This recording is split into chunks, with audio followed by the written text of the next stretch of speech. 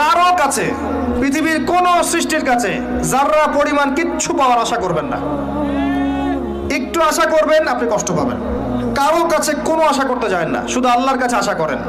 সমস্ত কাজের প্রতিদান আল্লাহর কাছে চান, পরকালে আপনি সুখে থাকবেন ইনশাআল্লাহ। শেষ হাসি আপনি হাসবেন ইনশাআল্লাহ।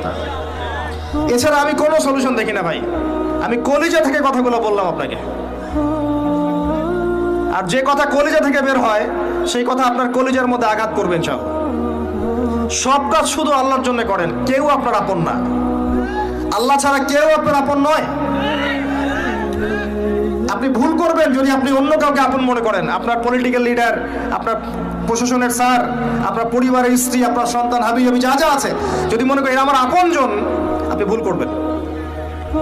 সবাই সবার স্বার্থ চেনে, সবাই সবার স্বার্থ চেনে। শুধু আল্লাহ আপনাকে নিঃস্বার্থভাবে ভালোবাসেন, আল্লাহ পাক স্বার্থ চান না। সারাটা জীবন পাপ করে থাকলেও একটা বার দাঁড়িয়ে খালি বলেন আল্লাহ আস্তাগফিরুল্লাহ ওয়া আতুবু ইলাইহি, মন থেকে বলেন আল্লাহ আমি ভুল করেছি, আল্লাহ আমাকে মাফ করে দাও। এক মুহূর্তের মধ্যে আল্লাহ পাক আপনার সমস্ত গুনাহগুলোকে নেকিতে পরিবর্তন করে দিবেন ইনশাআল্লাহ। আল্লাহ ছাড়া কেউ নাই আপন।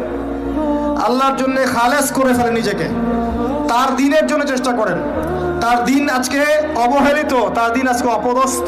সারা বিশ্বের বুকে আজকে মুসলিমরা নির্যাতিত, নিপীড়িত। দিনকে এগিয়ে নেওয়ার জন্য কিছু করেন। আপনার ক্ষুদ্র ক্ষুদ্র প্রচেষ্টা ইনশাআল্লাহ আগামী দিন ইসলামের বড় বিজয় নিয়ে আসবে। দিনের জন্য খালেস করে ফেলেন নিজেকে। আপনার সময় আছে এখন, জ্ঞান অর্জন করেন, জ্ঞান অর্জন করেন, পড়াশোনা করেন, আলেম ওলামার কাছে গিয়ে ক্লাসিক্যাল বইগুলো পড়েন, প্রজেক্ট রেডি করেন, দাওয়াতি কাজ করেন, বই লিখেন, বক্তব্য দেন, দিনের জন্য করেন। আপনাকে আপনার দুনিয়া আল্লাহ গুছিয়ে দিবেন ইনশাআল্লাহ। দুনিয়া আল্লাহ গুছিয়ে দিবেন ইনশাআল্লাহ। আপনি দিনের জন্য খালেস করে ফেলেন নিজেকে, আল্লাহর দিনের হয়ে যান। এবং দুনিয়া যে কাজগুলো করবেন শুধু আল্লাহ সন্তুষ্টির জন্য করবেন, কারো কাছে কিচ্ছু পাওয়ার আশা করবেন না। দেখবেন ইনশাআল্লাহ আপনি সুখে থাকবেন। একটা পর্যায়ে গিয়ে নূহ আলাইহিস সালামকে বলতে হয়েছে রব্বি আন্নী মাগলুবুন ফান্তাসির। আল্লাহ 950 বছর দাওয়াত দিলাম, মানুষ কথা শোনে না, মানুষ শুনেই না। 950 বছর দাওয়াত দিলাম, আল্লাহ আমার পরিবারের লোকও কথা শোনে না। আল্লাহ আমি পরাজিত, তুমি আমাকে সাহায্য করো। একটা পর্যায়ে গিয়ে লূত আলাইহিস সালামকেও তার স্ত্রী সন্তান ছেড়ে চলে যেতে হলো। একটা পর্যায়ে গিয়ে ইব্রাহিম আলাইহিস সালামকে তার বাবাকে ছেড়ে চলে যেতে হলো। একটা পর্যায়ে গিয়ে আসহাবুল কাহফকে সমাজ থেকে চলে যেতে হলো দূরে।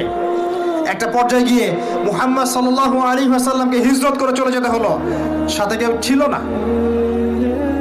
আল্লাহর জন্যে